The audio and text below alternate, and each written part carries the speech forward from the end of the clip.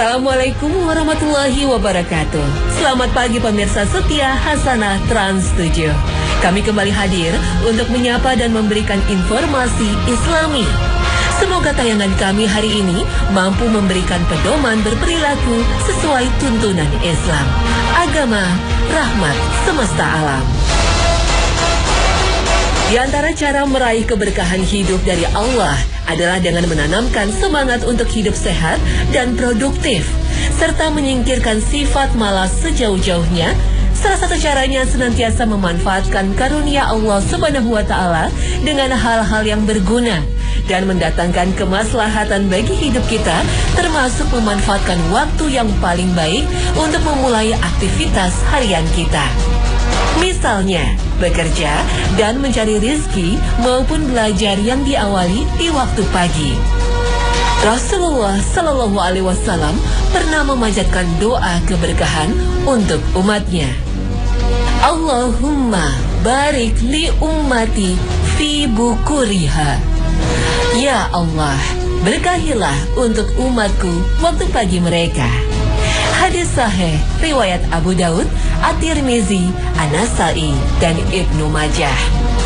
Hikmah dikhususkannya waktu pagi dengan doa keberkahan lantaran waktu pagi merupakan waktu dimulainya berbagai aktivitas manusia. Dan cara paling utama untuk dapat meraih keberkahan pagi adalah dengan mengikuti tuntunan Rasulullah Sallallahu Alaihi Wasallam. Dalam menjalani kehidupan sehari-hari, mungkin kita sering merasa lesu atau tidak bersemangat. Hal ini sedikit banyak dipengaruhi oleh perilaku bangun tidur kita yang tidak benar. Jika pada saat kita bangun, kita merasa lemas tanpa semangat, maka di siang harinya kita juga akan merasa lemas, tidak bersemangat. Sebab itu, Rasulullah Shallallahu Alaihi Wasallam memberikan tuntunan pada kita. Beliau Shallallahu Alaihi Wasallam terbiasa tidur malam di awal waktu bila tidak ada hal penting yang dikerjakan. Selepas sholat Isya, beliau akan langsung tidur, kemudian bangun di penghujung malam untuk melaksanakan qiyamul lail, sholat malam. Sebagaimana hadis yang diriwayatkan oleh Ibunda Aisyah radhiyallahu anha, bahwasannya Rasulullah Shallallahu Alaihi Wasallam tidur pada awal malam dan bangun pada penghujung malam, lalu beliau melakukan salat. Hadis muttafaq alaih. Saat kita bangun di pagi hari, hal pertama yang kita lakukan adalah berzikir mengingat Allah sebagai ungkapan rasa syukur kepada Allah Subhanahu wa Ta'ala karena Allah telah membangunkan kita dari tidur. Karenanya, sangat dianjurkan bagi kita untuk membaca doa bangun tidur, sebagaimana Rasulullah Sallallahu Alaihi Wasallam ajarkan. Alhamdulillahillazi ahyana ba'dama amatana wa ilaihin nusyur. Segala puji bagi Allah yang menghidupkan kami selepas mematikan kami, dan kepadanya kami akan kembali. Hadis riwayat Bukhari.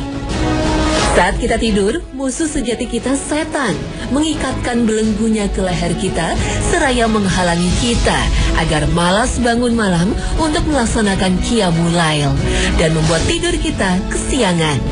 Sehingga tatkala azan subuh berkumandang, kita seringkali telah terbangun dari tidur. Namun seolah mata terasa sangat berat dan tubuh terasa sangat malas untuk bangkit menunaikan sholat subuh. Disinilah pentingnya segera berzikir mengingat Allah saat bangun tidur. Kemudian segera bangkit untuk berwudu dan sholat subuh. Sebab saat itu setan laknatullah mengikatkan 3 belenggunya pada kita, sebagaimana sabda Rasulullah Sallallahu Alaihi Wasallam. Setan melilit leher seseorang di antara kalian dengan 3 lilitan ketika ia tidur. Dengan setiap lilitan, setan membisikkan, nikmatilah malam yang panjang ini. Apabila ia bangun dan mengingat Allah, maka lepaslah lilitan itu. Apabila ia berwudu, lepaslah lilitan kedua. Kemudian, apabila ia sholat, lepaslah lilitan ketiga. Sehingga ia menjadi bersemangat, tetapi kalau tidak dilakukan, ia akan terbawa lamban dan malas. Hadis riwayat Bukhari dan Muslim. Berwudu adalah hidroterapi yang dahsyat. Ribuan syaraf penting diterapi dengan sentuhan tangan dan rangsangan air segar pada saat kita berwudu. Inilah saat melepas belenggu lilitan setan yang kedua. Dengan telah berkurangnya 2 lilitan itu, maka kita pun akan lebih bersemangat untuk melepaskan belenggu setan yang terakhir, yaitu dengan menunaikan sholat 2 rakaat, baik itu sholat sunnah qobliyah subuh maupun langsung sholat subuh. Sering pula kita dapati orang yang terbiasa tidur kembali setelah menunaikan sholat subuh. Ia menganggap bahwa yang terpenting buatnya adalah dapat melaksanakan kewajiban sholat subuh tepat waktu dan berjamaah. Setelah itu tak masalah bila kemudian ia tidur kembali. Anggapan ini tidak tepat, walaupun tidak ada larangan seorang muslim untuk tidur kembali usai sholat subuh. Namun Rasulullah tidak pernah tidur kembali usai sholat subuh. Beliau Sallallahu Alaihi Wasallam terbiasa berzikir pada Allah hingga matahari terbit, sebagaimana hadis riwayat sahabat Samak bin Harb. Aku bertanya kepada Jabir bin Samurah, apakah Anda sering menemani duduk Rasulullah Sallallahu Alaihi Wasallam? Jabir bin Samurah menjawab, ya, sering. Rasulullah Sallallahu Alaihi Wasallam tidaklah meninggalkan tempat beliau menunaikan salat subuh hingga matahari terbit. Jika matahari telah terbit, maka beliau pun bangkit meninggalkan tempat tersebut. Terkadang para sahabat berbincang-bincang tentang masa jahiliyah yang telah mereka lalui. Lalu mereka tertawa-tawa, sedangkan Nabi Sallallahu Alaihi Wasallam hanya tersenyum-senyum saja mendengarkan hal tersebut. Hadis riwayat Muslim. Di sela-sela kesibukan kita di pagi hari, upayakanlah untuk dapat melaksanakan sholat duha, agar keberkahan pagi dapat semakin kita rasakan, sebagaimana sabda Rasulullah Sallallahu Alaihi Wasallam. Dalam diri manusia ada 360 persendian, lalu diwajibkan sedekah dari setiap sendinya. Mereka bertanya, siapa yang mampu demikian, wahai Nabi Allah? Beliau menjawab, memendam riak yang ada di masjid dan menghilangkan sesuatu gangguan dari jalanan. Apabila tidak mendapatkannya, maka 2 rakaat sholat duha mencukupkanmu. Hadis sahih riwayat Abu Daud. Hal lain yang lazim dikerjakan oleh setiap orang di pagi hari adalah mandi. Selain untuk menyegarkan badan usai tidur, mandi pagi juga dipercaya memberikan berbagai efek kesehatan bagi tubuh kita. Agar aktivitas mandi kita dapat bernilai ibadah, ada beberapa hal yang harus diperhatikan. Di antaranya, saat memasuki kamar mandi, disunahkan untuk melangkahkan kaki kiri terlebih dahulu. Para ulama tidak menyarankan kita berlama-lama di kamar mandi, sebab kamar mandi adalah tempat yang disukai oleh setan. Kamar mandi merupakan tempat kotor yang dihuni oleh setan. Maka sepantasnya seorang muslim meminta perlindungan kepada Allah Subhanahu wa Ta'ala agar ia tidak ditimpa oleh kejelekan makhluk tersebut serta tidak berlama-lama di dalamnya. Saat sarapan, biasakan untuk mencuci tangan terlebih dahulu, kemudian membaca basmalah, Bismillahirrohmanirrohim. Sebab setan akan menyertai dalam hidangan tersebut. Sebab itu, membaca basmalah selain diwajibkan, juga bermanfaat untuk menghindari campur tangan setan dalam makanan dan minuman yang hendak dikonsumsi oleh seorang muslim. Sehingga ia pun akan memperoleh keberkahan dengan makanan yang disantapnya. Jika menyantap makanan atau menikmati minuman tanpa disertai membaca bismillah, itu sama saja dengan menyediakan kesempatan bagi iblis untuk memperoleh rizkinya, sebagaimana sabda Rasulullah Sallallahu Alaihi Wasallam. Iblis berkata kepada Allah, setiap makhlukmu telah engkau terangkan rizkinya. Mana rizkiku? Allah menjawab, pada makanan yang tidak disebut namaku padanya. Hadis riwayat Bukhari dan Muslim. Mungkin ada saat di mana kita lupa membaca basmalah saat makan dan minum, lalu baru ingat di saat kita tengah menyantap makanan. Dalam kondisi seperti ini, Rasulullah Sallallahu Alaihi Wasallam mengajarkan doa yang khusus kita baca saat lupa membaca basmalah. Rasulullah Shallallahu Alaihi Wasallam pernah duduk dan saat itu ada seseorang yang makan tanpa membaca bismillah hingga makanannya tersisa satu suapan. Ketika ia mengangkat suapan tersebut ke mulutnya, ia mengucapkan, Bismillah awallahu wa akhirohu. Nabi Shallallahu Alaihi Wasallam pun tertawa dan beliau bersabda, setan terus makan bersamanya hingga ketika ia menyebut nama Allah Bismillah, setan memuntahkan apa yang ada di perutnya. Hadis sahih riwayat Abu Daud dan Ahmad. Saat hendak berangkat bekerja, kita tidak pernah tahu hal apakah yang akan terjadi pada kita hari ini. Apakah saat dalam perjalanan kita mengalami musibah atau tidak? Atau berapa rezeki yang akan kita peroleh hari ini? Sungguh tidak ada yang tahu akan hal itu selain Allah. Maka sebagai muslim yang bijak, kita disunahkan untuk memohon perlindungan pada Allah Subhanahu wa Ta'ala saat hendak keluar rumah dengan membaca doa, Bismillahirrahmanirrahim ala Allah, la haula wa la quwata illa billah. Dengan nama Allah, aku bertawakal kepada Allah. Tiada daya dan kekuatan kecuali dengan pertolongan Allah. Masya Allah, begitu dahsyatnya doa ini. Dengan membacanya, kita tidak hanya memperoleh jaminan keselamatan dari Allah Ta'ala, namun juga akan diberikan petunjuk oleh Allah sehingga tidak terkena bujuk rayu setan, serta dicukupkan segenap kebutuhan kita selama berada di luar rumah. Sesibuk dan sepadat apapun aktivitas kita sehari-hari, janganlah sampai membuat kita lalai untuk menunaikan sholat 5 waktu. Mengulur-ulur waktu pelaksanaannya, terlebih sampai berani meninggalkan sholat. Kelak di akhirat, ketika setiap manusia telah mendapatkan tempat kembalinya, yaitu surga dengan segala kenikmatannya, bagi mereka yang menjaga sholat 5 waktu dan amal soleh lainnya, serta neraka dengan segala macam siksaannya yang mengerikan. Bagi yang enggan sholat dan gemar bermaksiat, akan terjadi dialog antara penghuni surga dengan penghuni neraka. Peristiwa ini Allah telah gambarkan dalam firman-Nya. Sebab itu yang terbaik adalah senantiasa sholat di awal waktu, karena sholat di awal waktu merupakan salah satu amal ibadah terbaik bagi seorang hamba. Sebagaimana hadis riwayat Ummu Farwah, ia berkata, Rasulullah Shallallahu Alaihi Wasallam pernah ditanya, amalan apakah yang paling utama? Beliau pun menjawab, sholat di awal waktunya. Hadis sahih riwayat Abu Daud.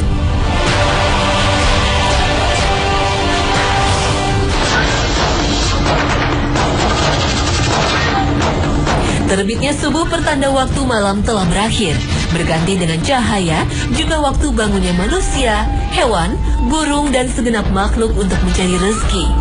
Waktu hari-hari, janganlah sampai membuat kita lalai untuk menunaikan sholat 5 waktu. Mengulur-ulur waktu pelaksanaannya, terlebih sampai berani meninggalkan sholat. Kelak di akhirat, ketika setiap manusia telah mendapatkan tempat kembalinya, yaitu surga dengan segala kenikmatannya, bagi mereka yang menjaga sholat 5 waktu dan amal soleh lainnya, serta neraka dengan segala macam siksaannya yang mengerikan. Bagi yang enggan sholat dan gemar bermaksiat, akan terjadi dialog antara penghuni surga dengan penghuni neraka. Peristiwa ini Allah telah gambarkan dalam firman-Nya. Sebab itu yang terbaik adalah senantiasa sholat di awal waktu, karena sholat di awal waktu merupakan salah satu amal ibadah terbaik bagi seorang hamba. Sebagaimana hadis riwayat Ummu Farwah, ia berkata, Rasulullah Shallallahu Alaihi Wasallam pernah ditanya, amalan apakah yang paling utama? Beliau pun menjawab, sholat di awal waktunya. Hadis sahih riwayat Abu Daud.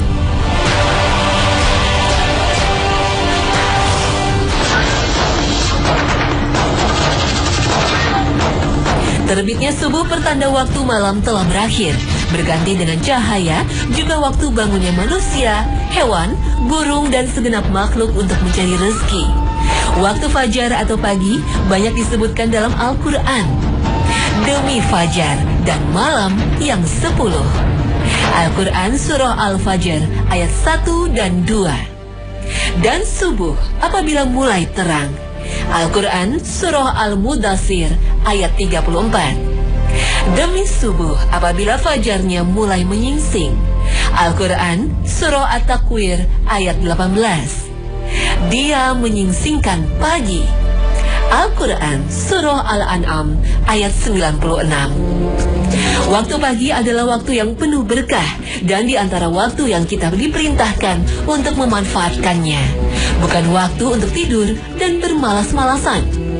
Generasi terbaik Rasulullah SAW terdahulu sangat membenci tidur pagi. Kita dapat melihat ini dari penuturan Ibnul Qayyim ketika menjelaskan masalah banyak tidur. Banyak tidur dapat mematikan hati dan membuat badan merasa malas serta membuang-buang waktu. Ia mengatakan banyak tidur dapat mengakibatkan lalai dan malas-malasan. Banyak tidur ada yang termasuk dilarang dan ada pula yang dapat menimbulkan bahaya bagi badan. Tidur sebenarnya sangat bermanfaat, namun harus pada waktu-waktu tertentu. Yaitu, pertama, tidur ketika sangat butuh. Kedua, tidur di awal malam. Ini lebih manfaat daripada tidur di akhir malam. Dan terakhir, tidur di pertengahan siang. Ini lebih bermanfaat daripada tidur di waktu pagi dan sore. Apalagi di waktu pagi dan sore sangat sedikit sekali manfaatnya, bahkan lebih banyak bahaya yang ditimbulkan. Lebih-lebih lagi tidur di waktu asar dan awal pagi, kecuali jika memang tidak tidur semalaman. Menurut para generasi terbaik umat ini, waktu tidur yang harus dihindari adalah ketika selesai sholat subuh hingga matahari terbit. Karena pada waktu tersebut adalah waktu untuk menuai ghanimah atau pahala yang berlimpah. Mengisi waktu tersebut adalah keutamaan yang sangat besar, sehingga generasi terbaik itu apabila melakukan perjalanan semalam suntuk, mereka tidak mau tidur di waktu tersebut hingga terbit matahari. Mereka melakukan demikian karena waktu pagi adalah waktu terbukanya pintu rezeki dan datangnya barokah, banyak kebaikan. Oleh karena itu, para ulama melarang tidur pagi karena selain tidak sesuai dengan petunjuk Al-Quran dan As-Sunnah, tidur pagi termasuk akhlak dan kebiasaan yang dihindari generasi terbaik umat ini. Bahkan merupakan perbuatan yang dibenci karena tidak mendapatkan keberkahan di dalam waktu dan amalannya. Perilaku ini bisa menyebabkan malas dan tidak bersemangat di sisa harinya. Inilah yang dimaksud Ibnul Qayyim. Pagi hari bagi seseorang itu seperti waktu muda dan akhir harinya seperti waktu tuanya. Amalan seseorang di waktu muda berpengaruh terhadap amalannya di waktu tua. Jadi, jika seseorang di awal pagi sudah malas-malasan dengan sering tidur, maka di sore harinya dia juga akan malas-malasan pula. Tidur pagi bahkan dapat menghambat datangnya rezeki. Ibnul Qayyim berkata, 4 hal yang menghambat datangnya rezeki adalah tidur di waktu pagi, sedikit sholat, malas-malasan, dan berkhianat. Saat terik matahari menyapa, tentunya adalah waktu yang begitu nyaman untuk sejenak memejamkan mata. Tahukah pemirsa, ternyata ada sebuah kegiatan unik yang dilakukan oleh Rasulullah dan para sahabatnya di tengah hari. Qailullah atau tidur siang. Subhanallah, tidur siang pun tak luput dari ajaran Islam. Sayangnya sebagian besar kita menganggapnya sepele karena berbagai aktivitas kita, terutama di tempat kerja. Tapi ternyata kebiasaan ini mempunyai arti yang besar untuk tubuh kita, konsentrasi dan kinerja setengah hari berikutnya. Qailullah, istirahat sianglah kalian. Sesungguhnya setan-setan itu tidak pernah istirahat siang. Hadis riwayat Abu Nuaim dalam At-Tib.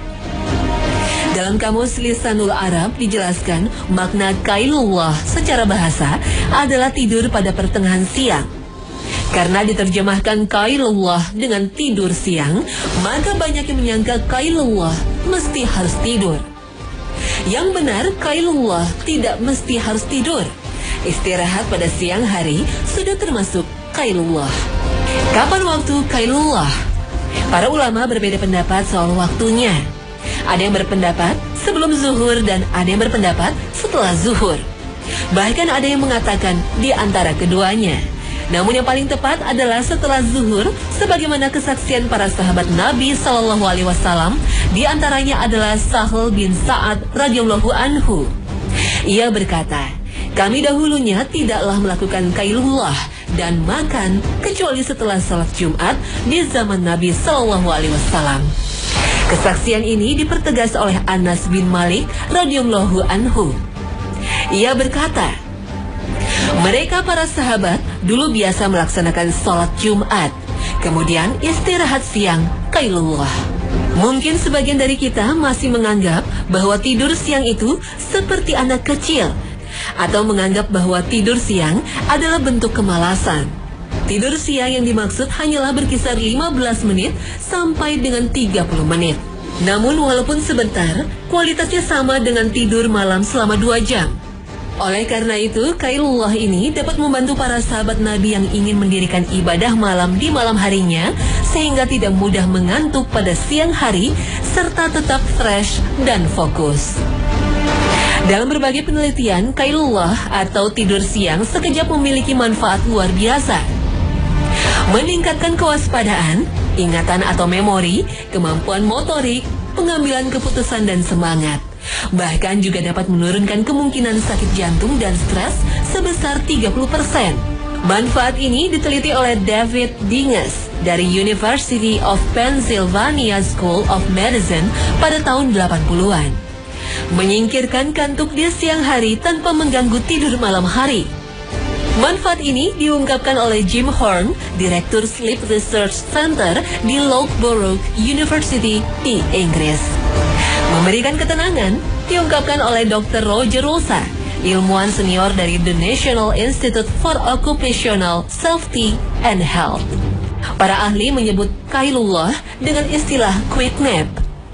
Karena manfaatnya yang luar biasa, istirahat tidur siang sekejap atau Qailullah diterapkan di berbagai perusahaan Jepang dan Amerika. Beberapa perusahaan Amerika yang telah menerapkannya untuk karyawannya antara lain Nike, Google, Jawa Mobile dari Scottsdale Company, Continental and British Airways, Ben & Jerry's, dan lain-lain. Mereka melihat dan membandingkan karyawan yang melakukan quick nap lebih fokus, segar, dan tidak mudah sakit dalam hari-hari produktif bekerja. Subhanallah, masyarakat non-muslim bahkan menerapkan sunnah Rasulullah Sallallahu Alaihi Wasallam.